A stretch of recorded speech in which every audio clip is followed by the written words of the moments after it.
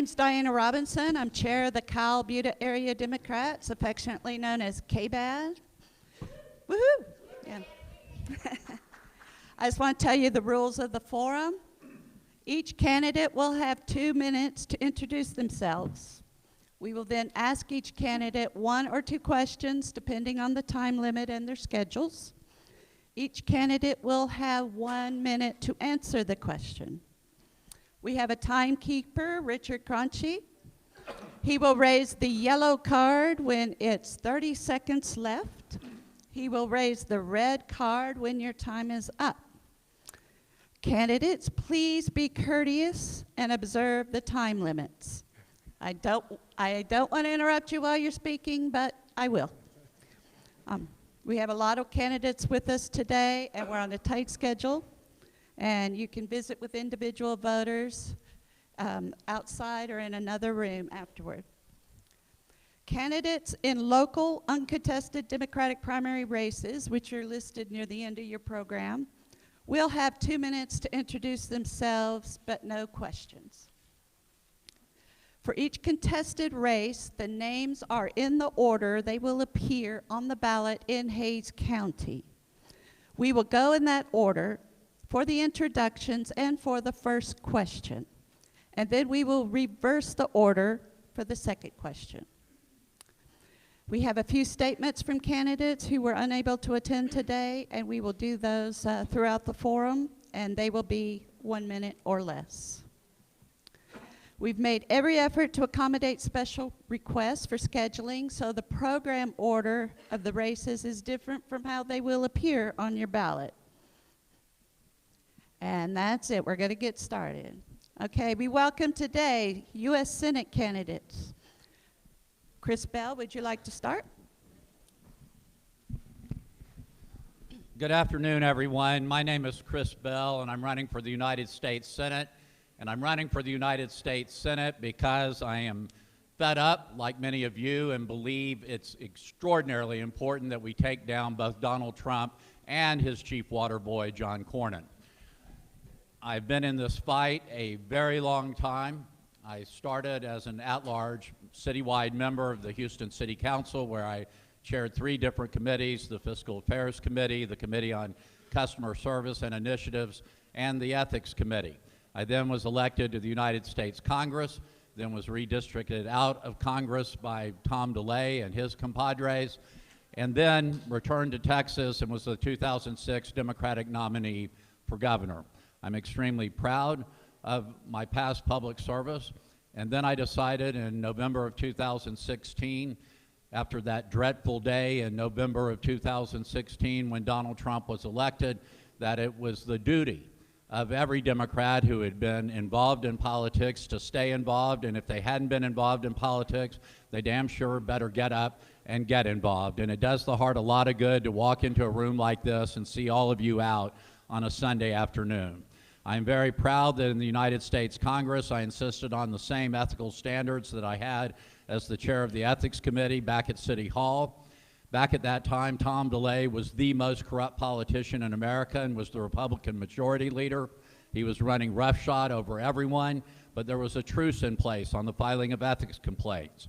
I broke that 7-year truce, and it led to his unanimous admonishment by the Ethics Committee and to his disgraceful exit from the U.S. House. I share that because that's the same standard of ethics and the same fight that I will take back with me to Washington, D.C. to fight for all the issues that are so important to all of us. Again, thank you for having me out today. I greatly appreciate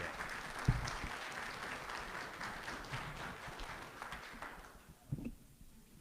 I don't think, good afternoon. I don't think nobody will have any trouble finding my name on the ballot. My name is Jack Daniel Foster Jr. Now, I'm in this fight also, but I'm in this fight for a different reason. I'm in this fight for the counties of America. I'm talking about we have 3,142 counties in the United States. Now, keep in mind, I will take care of the 254 that's in the state of Texas. But we need a skills fund for all counties. I'm talking about, so, can you hear me now? Okay. We need a skills fund for all counties where homeowners and property owners can have the chance to get their money back by investing in their communities. You know, it's no way for, you know, all this student loans and grants and no. We need to be able to take care of our citizens that are in our community. Let them have welding, electrical, water technology, wind turbine technology. If we're gonna solve our environmental problem, it's gonna be locally and it's gonna be regular people that do it. I'm tired of us being disconnected from Washington, you know, disconnected from our state. We need something for us in our communities. Look, you pay property taxes, you pay school taxes, you pay federal income tax, but you never get anything back. Yeah, you might get some credits and tax credits and stuff like that, but we're talking about cash. Everybody else get paid. I don't understand why homeowners, I'm talking about all across the United States, cannot get their due because you are the most important taxpayers in our scheme. You know, it is you in your county that take care of your property tax, that take care of your school tax, and you do the job. You should be able to invest in your communities. Federal government can never, and the state as well, can never reach as far as you can. Thank you.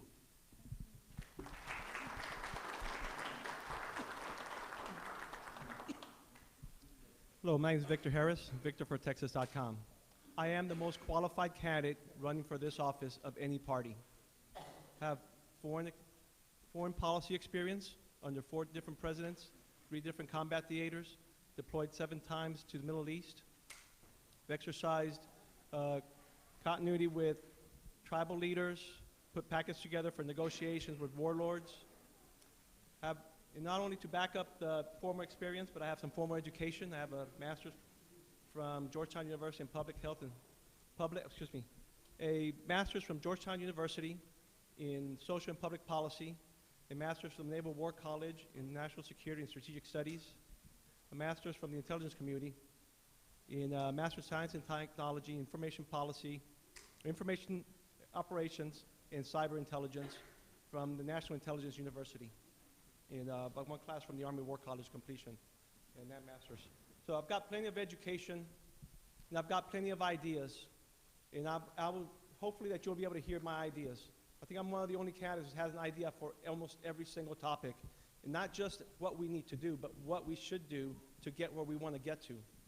You'll hear a lot of candidates say, hey, we need to do this, this, and this, and it's all flowery language and it all sounds great, but is there a plan behind that? Do they have ideas on how to get there? I've worked on domestic problems nationwide, or for the National Guard Bureau, where we help people who in floods, a program that won the Geospatial Government Program of the Year in 2017 on how to put assets to the locations where there's man-made or natural disasters such as floods and hurricanes. I've worked on all kinds of different problem sets. I'm a problem solver, and that's what I want to take to Congress and to the Senate, is the problems we have, get them fixed with real ideas and not just talk. Thank you.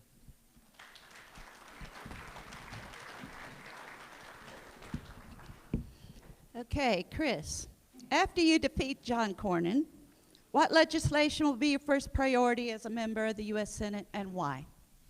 That's a tough question that we've been asked several times, and it's a very close race between climate change and health care.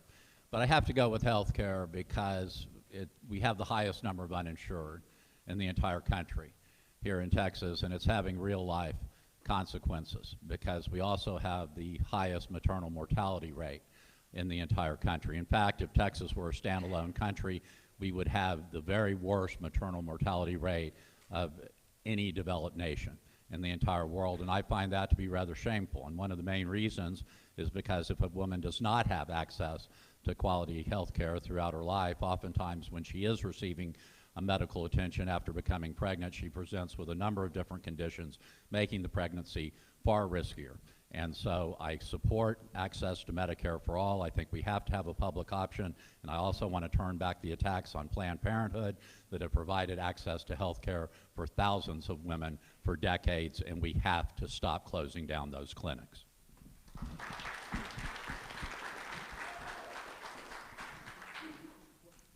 Pardon? After you defeat John Cornyn, What legislation will be your first priority as a member of the U.S. Senate, and why? Hands down, just like in my introductory speech, it will be skills fund legislation, because it is important for you as a homeowner and property owner to be able to be connected to your communities. There is nothing greater than the power of feeling the togetherness of, working toward a common purpose. We are too far removed from Washington. We're too far removed from Austin, and it's just right down the street here. And it's like there's a real disconnect. We must be able to bring everybody together so we can beat healthcare issues, we can beat the environment, we can beat the school loan stuff that people want to, pay off, but we have to have some kind of restoration equivalence. You can't pay something off and not be able to share anything with homeowners and property owners. You pay too much already. That's what I'm about. We got to do that. Thank you. That's a difficult question for me because I'm a multitasker. I don't just do one thing at a time. I do several things that I can do. But out of the 4 things that I really focus on, which is immigration, border security, healthcare, education, and gun ownership, I think healthcare and gun ownership are my top priorities, only because we do have a problem with our healthcare, and we do need to be able to cover everyone in this country with healthcare. Now, I'm not a Medicaid for all person, because I think that'll break the system. We need to move our way to that. And I also have some particular ideas on gun control and gun violence. On healthcare, I would say that what I would propose is lowering the age of Medicaid or Medicare and lifting the income limits of Medicaid so we squeeze towards the middle incrementally, because if we put it all at once, what's going to happen is the same thing that happened to the VA. You have people dying outside because they're going to break the system. So we have to start somewhere and incrementally get in there. And in the center, we have a public option, or what we used to call Obamacare. I mean, that was a good program. It needed some tweaks, but we could have gotten there. The framework was there. Thank you.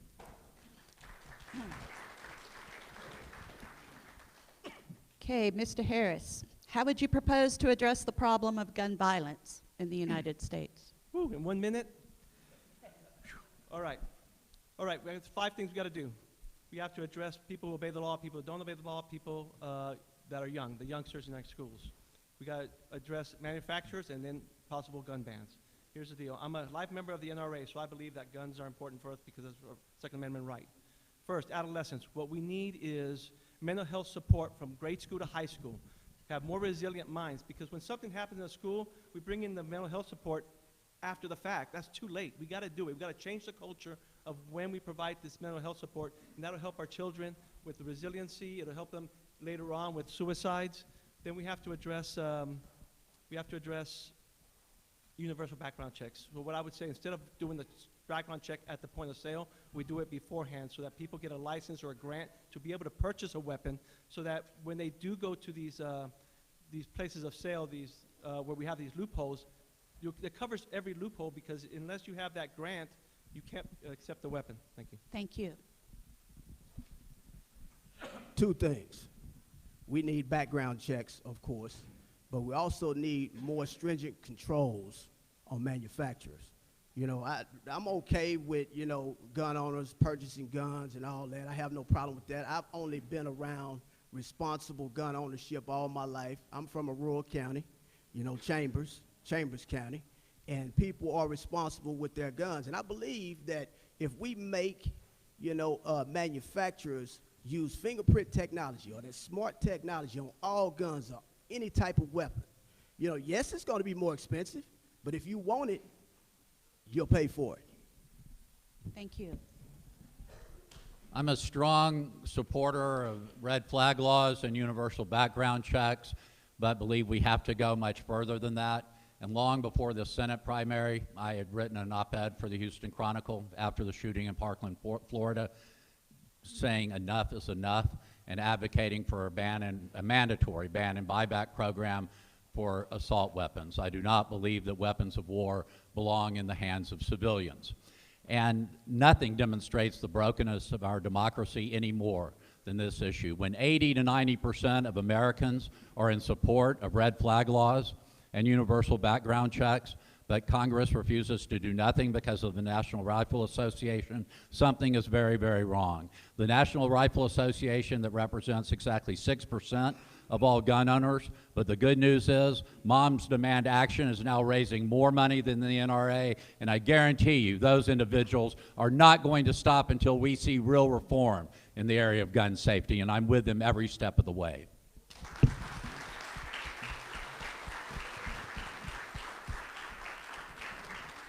Thank you so much for coming and telling us about your views. If the other two candidates show up, I hear there's a traffic jam out there. We'll get back to them, but thank you so much.